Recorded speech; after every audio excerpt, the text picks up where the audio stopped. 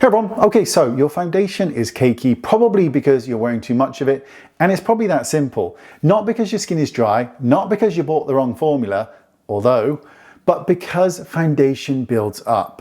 And here's a fix that no one talks about because it isn't sexy. So this is what you're gonna do. Start by applying your foundation like normal. Then take a single ply of tissue, just one layer peeled apart, wrap it in a sponge, press it gently over the skin, right? Don't wipe, don't drag, just press.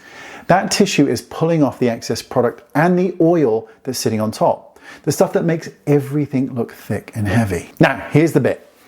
Take a clean brush and you want to buff over the top of everything you've just absorbed. That buffing motion remelts the foundation back into the skin. It stops it looking like it's sitting on the face and starts looking like it's your face. Then, tissue time once more. Same thing. Press and lift. Now, you're going to take a beauty blender, clean preferably, and bounce it over everything. Now you've got a real base. Now finish with a touch of powder in the T-zone, nothing heavy, nothing extra, just enough to set what's already perfect. See, that's it. The secret isn't more product, it's knowing how to take some away. Your foundation probably was never the problem.